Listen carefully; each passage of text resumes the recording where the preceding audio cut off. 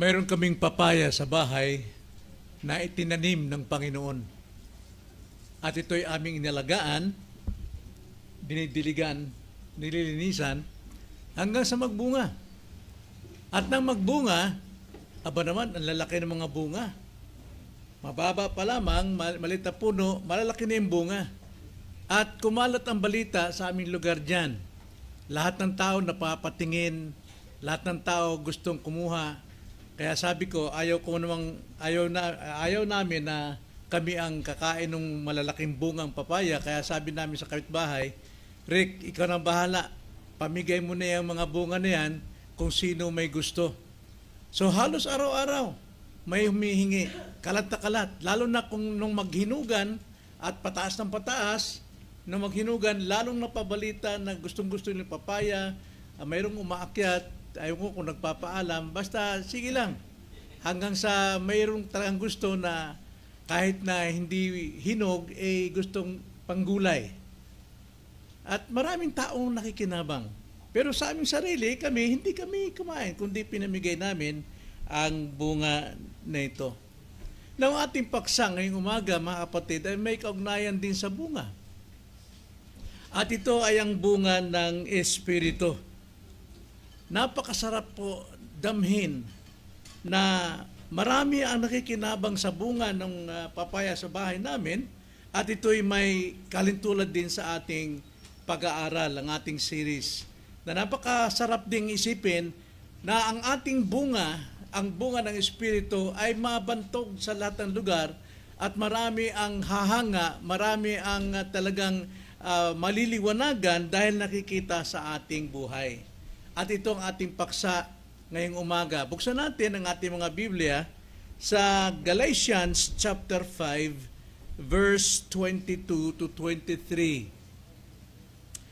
Ganito po ang pagkakasabi. Subalit ang bunga ng Espiritu ay pag-ibig, kagalakan, kapayapaan, pagtiyatyaga, kagandahang loob, kabutihan at katapatan, kaamuan at pagpipigil sa sarili. Laban sa mga ito ay walang kautusan. Tayo po'y manalangin. O aming Ama, nagpapasalamat kami sapagkat dahil sa iyo, kami po ay inyong pinawalang sala at ginawang banal. At sa aming pagiging banal, Panginoon, mayroon kaming katungkulan na ito'y aming isabuhay sa pagpapakabanal upang sa ganon, Panginoon, ay makita sa amin ang bunga po ng pagbabago, bunga ng iyong pag-ibig sa aming po mga buhay.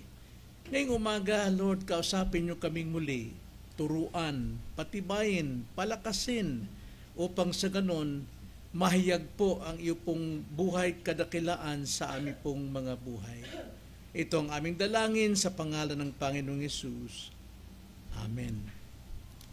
So nung tayo po ay inaring ganap ng Panginoon, tayo ay kanyang binanal o sanctification. At alam natin na may dalawang bahagi o aspeto ang sanctification. Ang isa ay definitive sanctification, yun yung tiyak na nasa atin na, at hindi na mawawala ito. At pangalawa ay ang progressive sanctification. Now, progressive sanctification, ito po ay isang proseso, isang tuloy-tuloy na proseso upang tayo maging kawangis kay Kristo. At hindi lamang yon, sa ating pagiging kawangis ni Kristo, tayo ay maluluwalhating kasama niya sa kaharian or glorification. Ngunit ang direktiba o direksyon ng progressive sanctification o yung ating pagpapakabanal ay mayroong at least tatlong dahilan o direksyon. Una, ito yung paglago natin sa kabanalan. Banal na tayo, pero kailangan nating ipamuhay ang ating pagiging banal. Tulad ng isang sundalo, pag nag-apply bilang sundalo, nasa kanya ang uniforme, nakalista ng pangalan niya, pero hindi siya pwedeng hisabak pa sa giyera. Kailangan niyang pag-aralan, mamuhay ng sundalo. tayo po'y banal na, tayo naligtas na, pero hindi pa natin matutong mamuhay sa kabanalan, kailangan pa itong gawin natin. At hindi lamang doon sa paglagos kabanalan, kundi sa pagpapalalim ng relasyon natin sa Diyos. Yun yung ikalawang dahilan. At ikatlo ay ang paghahanda para sa eternal life. Now, ang eternal life nasa atin na rin nung tayo maligtas. But not yet. Yun po yung consummation nito. Yung kaganapan ng totoong kaligtasan natin na sa langit, hindi pa. Kaya ito'y patuloy pa nating ipinamumuhay ang ating kaligtasan. Ang sabi nga Philippians chapter 2 verse 12, na work out your salvation with fear and trembling. Tulad din ng ating pagiging banal, i-work out pa rin natin sa magitan ng progressive sanctification. So yun ang direksyon ng progressive sanctification upang tayo ay maging banal, tayo'y mapapalalim sa relasyon sa Diyos, at tayo po ay magkaroon o matatanggap natin ang kapayagan ng totoong, hindi totoo, kundi sa consummation ng eternal life. Then, atin pinag-aralan ng paglakad sa Espiritu. Bahagi po ng progressive sanctification, yung paglakad naman natin sa Espiritu. Ano pong ibig sabihin ng paglakad sa Espiritu? Ito'y ating patuloy na pagsunod sa gabay ng banal na Espiritu araw-araw. So yun po yun.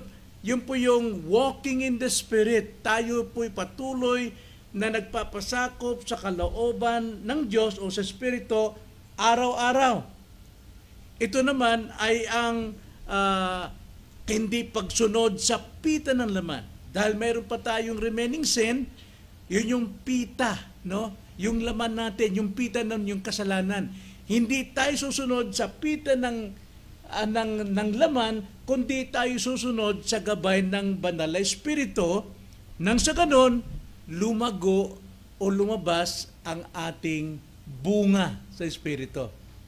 So, progressive sanctification, to be like Christ, walking in the Spirit, lumabas ang bunga. At ngayon naman, ang bunga ng Espiritu naman, ito yung atin namang pagliliwanag sa larawan ni Kristo.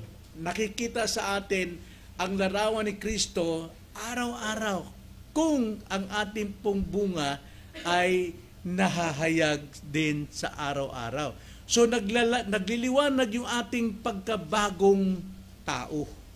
Yun yung po ibig sabihin. Ang sino mang na kay Kristo, siya'y bagong nilalang. Ang lumang bagay wala na, tignan. Ang mga bagay ay nagbabago. So, hindi pwede magkahiwalay yung tatlong, iisa lang layunin. So, ngayong umaga, ating pinag-aralan, the last time, ang unang bunga. Ano yung unang bunga? Pag-ibig. Ngayon naman, tignan natin ang ikalawang bunga. Ang ikalawang bunga ay ang kagalakan. Joy. Ibig sabihin po ng kagalakan ay ito yung tunay na kagalakan, bunga ng Espiritu. Tunay sapagkat mayroon tayong kagalakan, kung tawagin ang kaligayahan. Pero pag-usapan natin ngayon, yung tunay na kagalakan, bunga ng Espiritu. Tulad ng pag-ibig, tunay na pag-ibig na nagmumula sa Diyos. Ngayon, tingnan natin ito, yung ikalawang bunga, ang kagalakan, ang bunga ng Espiritu, kagalakan. Tingnan natin ito sa 4 na aspeto. No? Una, alamin natin ang kahulugan. Ano ba ang kahulugan ng tunay na kagalakan? Sasabihin kong tunay na kagalakan. Ano ang kahulugan ng tunay na kagalakan? Na maraming tao ang naghahanap ng kagalakan sa maling lugar. Sabi nila, kung mayroon akong kayamanan, magkaroon ako 1 milyon, masaya na ako. Pero alam naman natin, pagka ang tao ay nagkaroon ng 1 milyon, hahangarin uli ang panibagong 10 milyon. Walang kagalakan. So marami po ang naghahanap sa maling lugar tulad ng kayamanan, kasikatan, kasiyahan, At lahat ng mga material na bagay. Tignan mo natin, ang cellphone nung araw, 52 lang, naman yung 5210. Tapos naging 3310. Tapos nagkaroon ng colored. Walang kasiyahan po. Wala pong kagalakan sa bagay na ito. Subalit ang tunay na kagalakan ay hindi nakasalalay sa pangyayari, sa sitwasyon o sa bagay, kundi ang tunay na kagalakan ay nagmumula sa ating relasyon sa Diyos. Kaiba yung nasa relihiyon, sapagkat pwedeng mapuno ang relihiyon ng maraming tao pero wala silang relasyon sa Diyos. Kaiba yung relihiyon at relasyon. Sapagkat ang relasyon, dapat magkaroon ka ng personal na kaugnayan mismo sa Diyos. Hindi yung magkaroon ka ng bahagi sa isang relihiyon. Ang relihiyon, mayroong kagalakan pansamantala. Ngunit ang totoong kagalakan ay sa iyong relasyon sa Diyos. Kaya napakalaga po niyan. Na ang kagalakan dito, mga kapatid, kung tawagin yan sa Griego ay kara. Kaya maraming mga pangalan na charis, ibig sabihin joy, kihara, yung mga ganon. May mga ganong klase ng pangalan. So ano ibig sabihin ng kara? Now, tignan niyo ang kagalakang ito. Ibig sabihin ng kagalakan, isang matibay, malalim, at hindi nagbabagong kagalakan. So, ikumpara natin sa kayamanan, kasikatan, material, lahat yan may pagbabago. Mawawala yan, panandalian lang. Pero ang kara o ang kagalakan na buhat sa iyong relasyon sa Diyos, ito yung matibay, malalim at hindi magbabagong kaligayahan na nagmumula sa presensya ng Diyos. Ang kaligayahan sa lupa, sandali lang.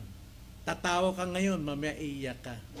Pero, yung pong kagalakang mula sa Diyos o relasyon natin sa Diyos, magkaroon ka man ng problema, hindi mawawala yun.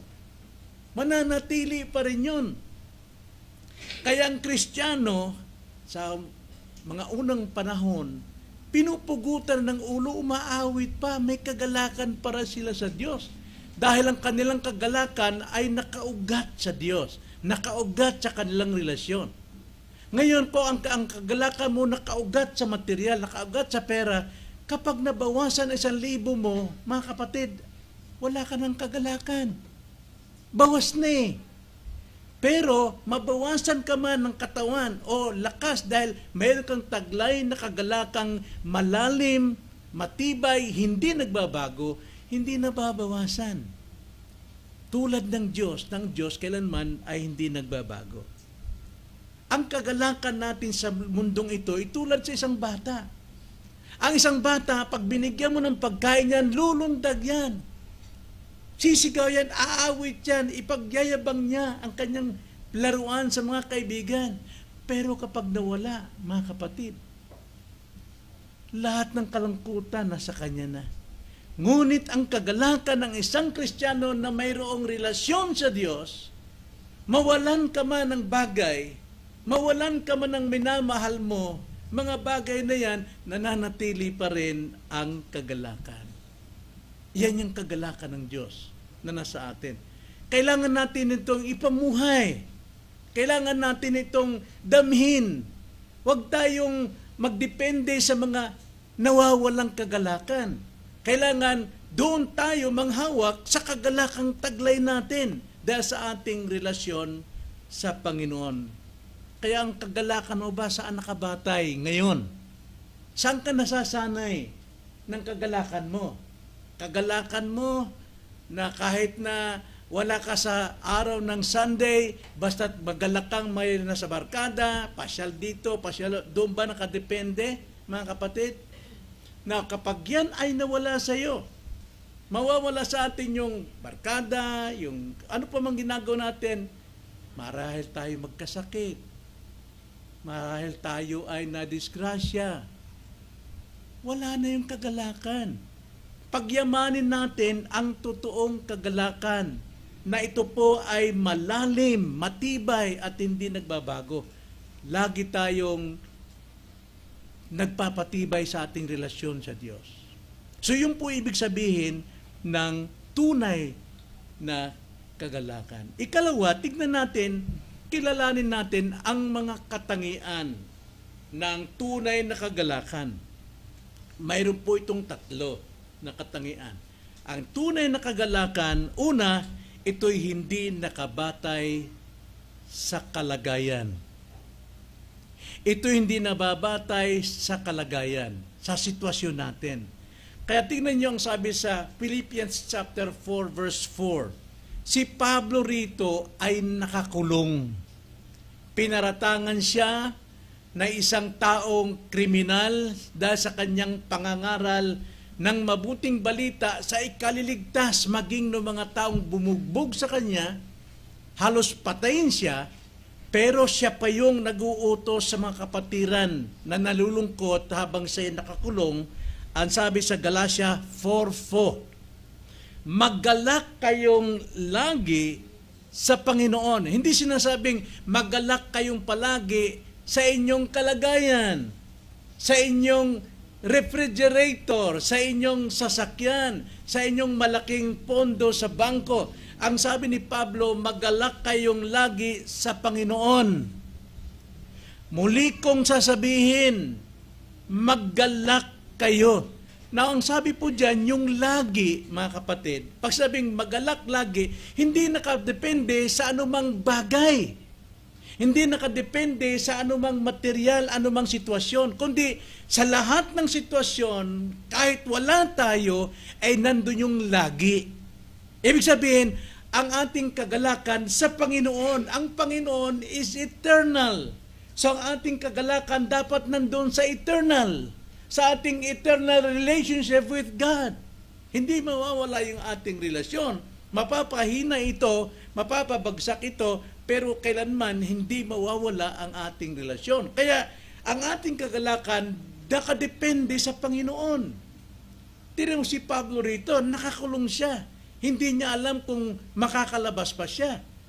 At alam naman natin, talagang hindi na siya makalabas. Pinugutan siya ng ulo dito. Pero alam niya yun. Pero ang sabi niya, magalak kayong lagi sa Panginoon. Hindi sa anumang bagay. So, ito isang utos. Utos ito, ang magalak. Hindi ito pakiusap, hindi ito optional, kundi ito yung utos. Mahirap gawin ito, mga kapatid. Pero sa mga Kristiyano, madali ito sapagkat pupunta siya doon sa relasyon niya sa Panginoon. Mawalan ka man ng lahat ng bagay nito, hindi mawawala sa iyo ang relasyon mo sa Diyos. Kaya nga, ang sabi diyan ay lagi. Natanda natin, si Pablo nga nakakulong, ngunit siya'y may kagalakan. Ipinapakita nito na tunay na kagalakan ay hindi nakabatay sa ating kalagayan. Hindi nakabatay sa ating panahon, kundi nakabatay sa iyong relasyon sa Panginoon. Kaya ang tanong ko sa iyo, mayroon ka bang totoong relasyon na sa ating Panginoon? Paano mo masabing may relasyon ka na? Dahil ikaw ay madalanginin? Dahil ikaw nagsisimba? Kung hindi mo pa alam, ay dapat lumapit ka muna sa Panginoon. Lumapit ka sa Panginoon, isuko mong buhay mo sa Kanya. Sapagkat yung kagalakang ito, na sa iyo, ano man ang sitwasyon, hindi ito makapagpapahiwalay sa iyo kay Kristo. Hindi ito makapagpapahiwalay sa iyo. Tulad nung maraming patutuo, Kristiyano kadalasan nawawalan ng trabaho. Natatanggal sa trabaho. Nagtatanong, bakit kung kailan ako nasa Panginoon, bakit nawawala akong trabaho? Pero once ang isang Kristiyano, may kalungkutan dahil nawalan siya ng trabaho o inalis sa trabaho, at lumapit siya sa Panginoon at manalangin. Kanyang pinag-aapoy ang kanyang relasyon sa Kanya. Limot niyang kalungkutan. Kundi ang panghawakan niya, mas may magandang plano ang Diyos kaysa sa dati kong trabaho. Yung pong kalagayan ng isang Kristiyano, madali siyang tumayo sa kanyang pagkabagsak dahil sa relasyon niya sa Panginoon, ang Panginoon ay tapat. Hindi niya pababayaan ang kanyang mga anak kailanman. At mas higit na maganda ang kanyang plano kaysa sa plano natin na mga tao. So, paano mo tinutugunan ang kalungkutan mo ngayon dahil marahil mayroon kang karamdaman, nawalan ka ng trabaho? Paano mo ito tinutugunan? Nagpapabaya ka ba sa iyong panalangin sa Diyos para umandar, lumakas ang iyong koneksyon sa Panginoon? Hayaan mo bang magiging kawawa ka? Lalayo ka sa Panginoon? Lalayo ka sa Kanyang mga gawain? Kailangan balik tayo sa ating relasyon sa Panginoon. So yun po yung una. Ang tunay na kagalakan ay hindi nakabatay sa kalagayan. Ikalawa, ang tunay na kagalakan ay nagmumula sa presensya ng Diyos. Now, sabi ko kanina, relasyon sa Diyos. Totoo yan. May relasyon. Pero kadalasan, ang relasyon natin napuputol. Yes, yung relasyon natin medyo humihina. No. Hindi nawawala, hindi napuputol. Pero yung fellowship natin, nawawala. Halimbawa, sa akin, noong 1950, 56, 57, putol ang aming koneksyon ng aking pamilya. Tatay ko, nanay ko, mga kapatid ko, nandito sa Maynila, ako nandun pa sa Bohol. Nag-aaral ako sa Kugon. Ang teacher ko ngayon doon ay si Mrs. Hingangkan. Putol ako sa kanila. Wala sa relasyon. So, wala sa fellowship. Ganon din tayo. Kapag mayroon tayong problema, nagpuputol yung fellowship natin . Pero ang tunay na kagalakan, the fruit of the Spirit, the joy, ito'y nagmumula sa presensya ng Diyos. Ito'y nakikita sa presensya ng Diyos. Tingnan nyo, Psalm 16 verse 11. Ganito ang sabi, Psalm 16 verse 11. Iyong ipinakita sa akin ang landas ng buhay. Sa iyong harapan ay may kapuspusan ng kagalakan. Sa iyong kanang kamay ay mga kasayahan magpakailanman. Ano po ang sabi diyan? Sa iyong harapan, O Panginoon. Sa Hebrew yan ay fanim. Ibig sabihin ng fanim, sa iyong mukha. Sa iyong mukha. Ibig sabihin, sa presensya ng Diyos, sa harapan ng Diyos, ay may kapuspusan full of joy. Natanda natin, ang relasyon natin ay walang putol yan. Pero yung ating fellowship, napuputol yan. Kasi minsan, kadalasan, nawawala tayo sa presensya ng Diyos. Nawawala tayo sa presensya ng Diyos.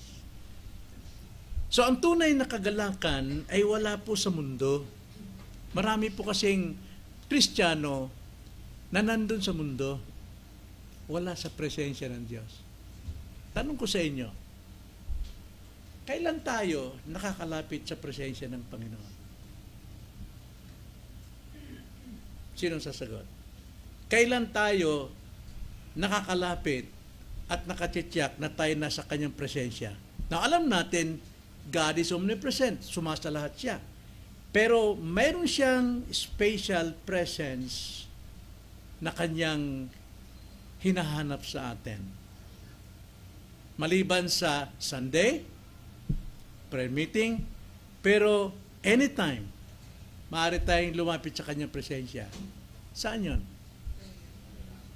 Yes. Prayer. Panalangin. Kapag tayo po'y abala sa mundo, pag sinabi kong mundo, lahat na ng gusto ng ating laman, yun po ang nakapaghiwalay sa presensya ng Diyos. Ang sabi rito, Psalm 16:11, sa iyong harapan ay may kapuspusan ng kagalakan. Kaya habang tayo po'y nasa presensya ng Diyos, hindi po tayo nawawala sa kagalakan ng Diyos. Ang sarap po kapag tayo nananalangin, lalo na kapag tayo po'y solo. Ang sarap po. Nasa Kanya tayo sa pamamagitan ng panalangin. Presensya ng Diyos. Tanong ko po sa atin, ilang beses tayong lumalapit sa presensya ng Diyos sa loob ng isang linggo?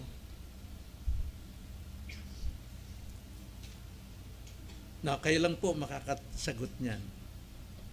Kapag tayo malapit sa Kanya, makakaranas tayo ng kapayapaan. Right? Huwag mo sabihin na pagka hindi ka nanalangin, lumapit sa Kanya, magulo ang isip mo. 100% kapag tayo po'y nananalangin sa Kanya with all our heart, at naniniwala tayo na nandyan tayo sa special presence of God, not just the Kanyang pagka-omnipresence, but His Shekinah glory. Alam niyo ba? Shekinah glory, pagka tayo nagpipray, nandyan tayo, kapasok tayo. At mayroong peace, mayroong joy sa Kanyang presensya.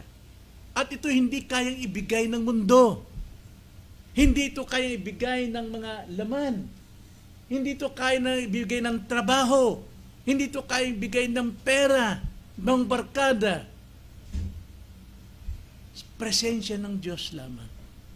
Kaya napakalaga po na tayo nananalangin. Kapag isang tao ay balisa, pag ikaw'y dumating sa iyong balisa, lumapit ka sa Diyos. Paano? Manalangin. At nakatitiyak ako, at sinisigurado ko sa iyo, magkakaroon ka ng kapayapaan. Magkakaroon ka ng kagalakan. Kaya ang tanong ko rin, naranasan niyo ba ang joy ng Panginoon kapag kayo nasa presensya ng Panginoon? Pagpasok pala natin sa trabaho sa umaga, bakit hindi mo na tayo lumapit sa Kanyang presensya kahit 3 seconds? Enough. Kaysa naman sa wala. Mas maganda kung medyo matagal-tagal. Hindi naman yung sinasabi ng iba na kailangan 1 oras ka magpipray. Ano yung pagpipray mo 1 oras? Pero, ang utos sa atin, 1 Thessalonians chapter 5 verse 18, pray without ceasing. Ano ibig sabihin yan? Maghapon ka nakaluhod? Maghapon ka nakadipa? No. Dapat, sa lahat ng sandali, nasa puso't isipan mo ang Diyos, saan ka man pumunta. Ang sabi sa Romans chapter 8, hindi tayo marunong manalangin, but the Spirit prays for us. Pagka tayo po ay nasa presensya po, lumalakad sa Espiritu, mga kapatid, the Spirit of God bears witness with our spirit. Kaya nga, ang prayer natin, ibig sabihin, conscious tayo sa Diyos, buong maghapon, magdamag. Hindi tayo naalis sa Kanyang presensya. So, kailangan nating mag-pray. So, yun po yun. Katangian, una, ito'y hindi nakabatay sa kalagayan. Ikalawa, ito'y nagmumula sa presensya ng Diyos. Then ikatlo, ito'y matibay kahit sa pagsubok. Yun ang katangian yan. Yung kagalakang yan, matibay. Tulad po ng flashlight. Kapag flashlight, saan mo man ito sindihan, sa ilalim ng dagat, sa ilalim ng tubig, sa uno, sa bagyo, sa malakas na hangin, hindi nababali yan. Ganun po yung ating kagalakan sa Panginoon. Hindi po ito nagagalaw. Hindi kayang tibagin ng anumang pagsubok. James 1:2. Ang sabi sa James 1:2 hanggang 3, mga kapatid ko, ituring ninyong buong kagalakan. See? Ituring ninyong buong kagalakan kapag kayo'y naharap sa sari-saring pagsubok. Yung sari-sari dyan sa Griego, kung ibig sabihin ay technicolor na pagsubok, iba-iba. Pero ang sabi, ituring ninyong buong kagalakan, hindi yan makakatibag sa iyo. Yamang inyong nalalaman ng pagsubok sa inyong pananampalataya ay nagbubunga ng pagtitisi.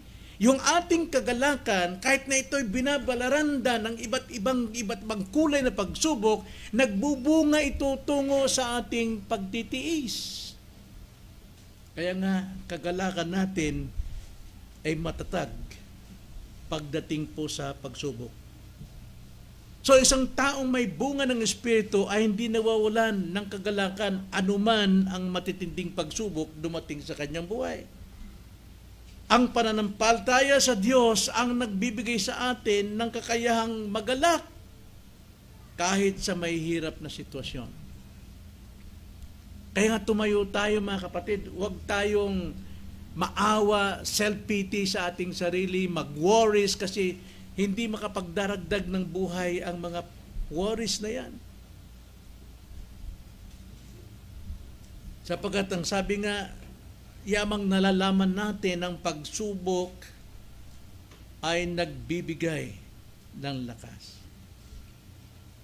Kung ating tignan ng larawan doon sa Psalms chapter 1, verse 3,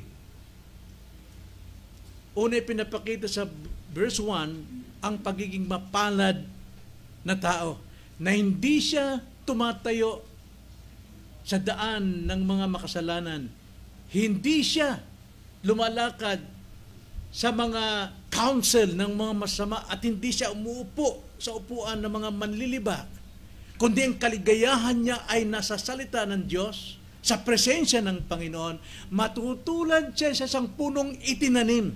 Hindi natanim, kundi itinanim. Sadyang tinanim ng Diyos. At dahil sa itinanim sa tabi ng ilog, hindi maaring hindi siya makakuha ng sustansya mula sa ilog. Kumbaga sa salita ng Panginoon, at tataba ang kanyang puno, lalaki ang kanyang mga sanga, magdadahon siya, anumang kapanahonan, at magbubunga siya. So lahat ng kanyang kinagawa ay magtatagumpay. Yan pong kalagayan ng isang may kagalakan. Hindi natitinag sa anumang pagsubok, kundi siya ay nagbubunga pa. Lumalago ang kanyang kagalakan. Kaya nga, tanong ko sa iyo mga kapatid, lahat naman tayo dumaranas ng pagsubok. Kapag dumaranas tayo ng pagsubok, lumalapit ka ba sa Diyos? O kung kaninong tao ka lumalapit para humingi ng tulong. At dahil tayo po ay sa tao lumalapit, nawawala tayo sa mismong gawain ng Panginoon na siyang dapat nating lapitan. Saan ka lumalapit pag may problema ka, pag may pagsubok? Paano mo may papakita sa iba na ikaw ay may bunga ng kagalakan? Paano mo mapapakita ang iyong pagiging bago? Nagliliwanag ba ito sa iyo? So yun po mga kapatid, una, nakita natin kahulugan, nakita natin ang katangian. Ngayon naman ikatlo, paano natin isasabuhay ito tunay na kagalakan? Paano natin isabuhay? Well, isabuhay natin ito sa tatlong paraan. Una, para maisabuhay natin ang tunay na kagalakan, Number one, magpasalamat sa Diyos sa lahat ng bagay. Alam mo, isang Kristiyano, kapag ka nagpasalamat, gagaan ang puso mo. Kami nga ni Mama, sabi ko, Ma, anong gagawin natin kapag lumalabas tayo? Na kahit gaano mang kaliit ang nagawa ng isang tao sa iyo, pag ikay nagpasalamat sa kanya, anong makipapakiramdam niya? Anong maramdaman niya? Masaya, galak, na-appreciate yung kanyang ginawang tulong. Kaya sabi ni Mama, ganito pa, maghanda tayo ng sobre, lalagay natin kahit barya lang. Pag mayroon tayong nakita sa mga tao na kailangan, abutan mo. Totoo talaga, tungtuwa yung mga tao. Galak na galak sila. Dahil sa kaunting bagay na ibigay mo, ay mayroong nagpapasalamat. Ang Diyos, hindi lang maliit na bagay ang nabibigay sa atin. Ang pinakadakilang himala na binigay sa atin na tanging Diyos magawa ay ang ating kaligtasan. Kaya nga, maaari tayong magpasalamat sa Kanya na walang humpay. Ano man ang kalagayan natin, sapagkat hindi ito mawawala. So, ating ipamuhay ang ating pagpapasalamat sa Kanya. Maaring wala tayong isang bagay na ganito, pero mayroon pa rin tayong dapat ipagpasalamat. Mayroon tayong buhay, mayroon tayong lakas, mayroon tayong kalusugan. Kahit wala tayo nung bagay. 1 Thessalonians chapter 5, verse 16 to 18. Magalak kayong lagi. So the same context and application yung sinabi ni Paul sa Philippians 4, sapagkat si Paul din naman ang nagsulat dito. Ibig sabihin, ang kagalakan natin hindi nakadepende sa sirkumstansya, sa kalagayan. Pero sabi, magalak kayong lagi. Ngayon, isang kagalakan talaga maranasan natin kung mananalangin tayo. Ang sabi, manalangin kayong walang patid. Nandun yun. At ang sabi, karugtong sa lahat ng bagay ay magpasalamat kayo sapagkat ito ang kalooban ng Diyos kay Kristo para sa inyo. So kung tayo pala ay nagagalak, kahit ano pang kalagayan natin, at tayo nananalangin palagi, nasa Kanyang presensya, ang sabi po rito, kalooban ng Diyos ito, ng mga nakay Kristo. Kalooban ng Panginoon ito. Paano daw tayo magalak? Lagi. Ang kagalakan natin, hindi nga tulad ng ilaw ng flashlight, hindi nababaling ng anumang sirkumstansya, ng anumang kalagayan. Kaya lagi tayo nagpapasalamat. At kapag lagi po tayo nagpapasalamat, sino pong magagalak? Sinong naluluwalhati? Ang Diyos. See? Kung tayo po ay anak ng Diyos, ay tayo rin po ay magbigay ng kagalakan sa iba. Ito'y sa pamagitan ng ating pagtulong, kahit maliit na bagay. Ako, talagang nagagalak ako. Dahil naranasan ko talagang biyaya. Mula sa inyo. Mula sa inyo. Kaya ano pang kalulungkot ko? Malungkot pag may masakit. Kanina, binigyan ako ni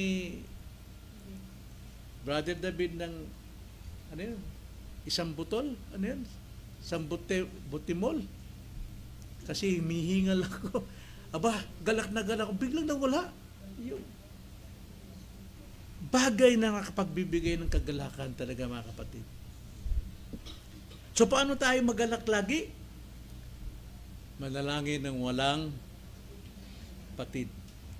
Manatiling laging nasa presensya ng Diyos. Saan ka man naroon, ano man ang ginagawa mo, conscious ka sa Panginoon, tumatawag ka sa Kanya in a form of sa isipan lamang. Pero yung pagtawag natin, oh Panginoon, halimbawa hirap ka sa trabaho mo, Lord, you're praying to Him. Nagagalak ang Panginoon at nagagalak din tayo. Sapagkat kinikilala natin siya. Kaya kapag tayo natututong magpasalamat sa Diyos sa lahat ng bagay, natututo rin tayong magalak sa Kanya. So, mayroon ka bang pusong mapagpasalamat sa Diyos? Mapanalanginin? Ikaw yung taong laging nagagalak sa Panginoon. Then ikalawa, hindi lamang na magpasalamat sa lahat ng bagay, kundi ikalawa, upang maisabuhay natin ang tunay na kagalakan, ito natin isipan sa mga bagay na matuwid at mabuti. Huwag sa masama. Sapagkat kung sa masama, alam natin, yun ang sinusunod nating laman. Dapat ituon natin ang ating isipan sa mga bagay na matuwid at mabuti. Philippians 4 verse 8. Alam naman natin ang context ng Philippians. Yun sinabi ni Paul, rejoice always. And I will say it again, rejoice. Kaya sabi ni Paul, kahuli-hulihan mga kapatid, anumang bagay na totoo, anumang bagay na kagalang-galang, anumang bagay na matuwid, anumang bagay na malinis, anumang bagay na kaibig-ibig, anumang bagay na kapuri-puri, kung mayroong anumang kagalingan, at kung may anumang nararapat papurihan, ay isipin ninyo ang mga bagay na ito. Sanayin natin ang ating isipan sa mga matuwid na bagay at mabuti. Ang ating isipan ay may malaking epekto sa ating kagalakan, mga kapatid. Isip natin, malaki epekto sa kagalakan natin.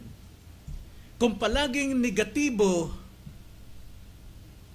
ang isip natin, malulungkot lamang tayo. Walang magandang relasyon. Kasi negatibo isip mo sa iyong kapwa, negatibo ang isip mo kanino man. hindi yan magtutulak sa iyo. Negatibo isip ko. Ang pangit niya. Sama niya, sama ang ugali niya. Hindi pwede, no? Pag inisip natin ang ating kapwa, kawawa naman, kapatid ko, kailang kasapin ko na siya. Kawawa din ako kapag lagi akong ganito. Kailangan magkaisa na kami, magkabatian na kami, magkakapatid kami, magmamahalan kami. Wow! Talagang bubulwak ang kagalakan sa kapwa, dalawa. Hindi mapipigilan yan. Buong pamilya, buong kaibigan, buong mga anak, matutuwa din.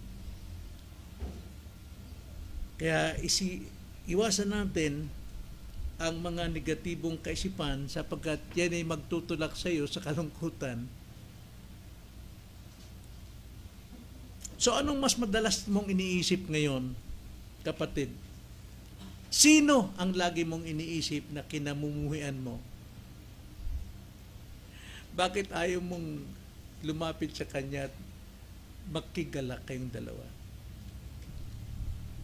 Huwag natin isipin palagi yung problema. Ang problema, hindi yan mawawala eh. Minsan sa bahay, si Mrs. maghapong nagtatrabaho, pagdating ng hapon, reklamo, ako na lang gumagawa nito. Ako na lang. Wala nang ibang nagtatrabaho dito. Mga kapatid, hanggang sa pagtanda mo, kung abutin ka pa 80, hindi mawawala yung trabaho sa bahay. Gawin mong may kagalakan, hindi ka malulugi dyan. Dahil lagi kang galit at nalulungkot, nako, ang daming kulubot ang lumalabas. Tsaka ang dami pong nangihina na miyembro ng pamilya kapag nakikita kang laging nagmamaktol? Bakit negatibo ang dadalhin mo? Gawin mo ang positibo. Magtiwala sa Diyos sa lahat ng bagay. Ibig sabihin, yung bigat mo, alam mong binigyan ka ng Diyos, ng kakayanan. Magala ka doon. Romans 15 verse 13, ganito ang pagkakasabi, puspusin nawa kayo ng Diyos ng pag-asa, ng buong kagalakan at kapayapaan sa pananampalataya upang kayo'y sumagana sa pag-asa sa pamamagitan ng kapangyarihan ng Espiritu Santo. See, kapag tayo po'y positibo sa ating ginagawa, hindi ka nagmamaktaw dahil pagod na pagod ka na, walang tumutulong sa iyo, aba, kapuspusan ng Espiritu kapag ka ikaw ay positibo. Bagamat hindi nagagawa ng mga anak mo yung ginagawa mo, nagagalak sila kapag nakita ka kahit na ikay pagod, naroon pa rin ang kagalakan sa puso. Yan si nanay. Talagang Kristiyano. So ang tunay na kagalakan ay nagmumula sa pagtitiwala sa Diyos. Kapag natutunan mong ipagkatiwala ang buhay natin sa Kanya, maranasan natin ang kapayapaan. Maranasan natin ang kagalakan. So mayroon ba tayong mga bagay, mga kapatid, na kailangan mong ipagkatiwala sa Panginoon upang hindi ka magmaktol, kundi lagi kang may kagalakan sa Panginoon?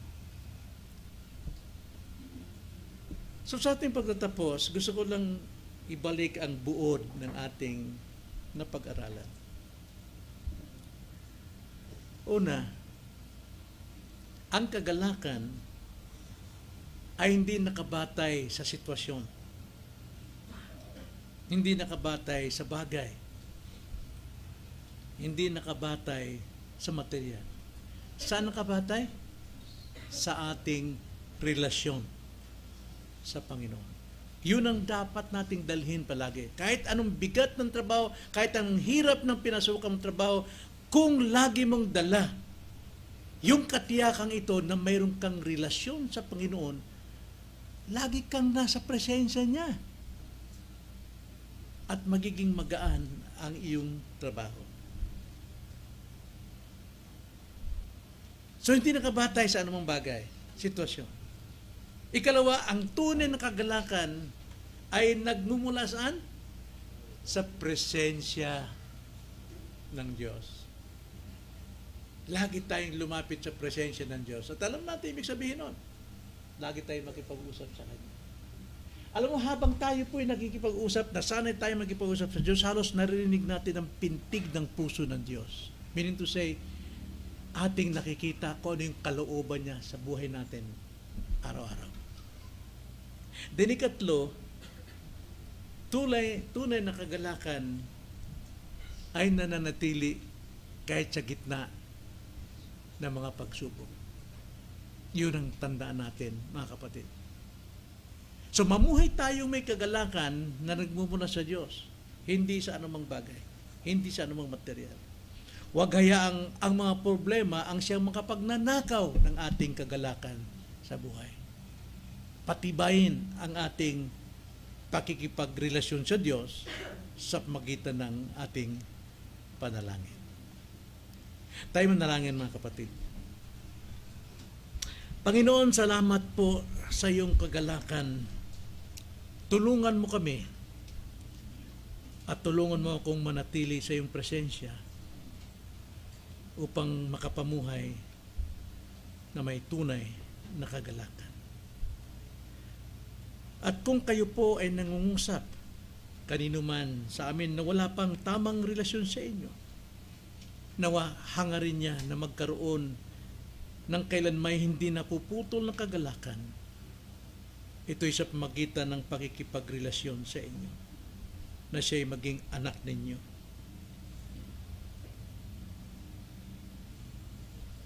Palapitin mo siya sa iyo, Panginoon, upang isuko ang kanyang buhay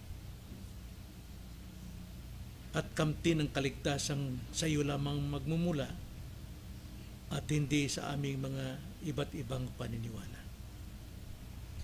Ito ang aming dalangin sa pangalan ng Panginoong Hesus.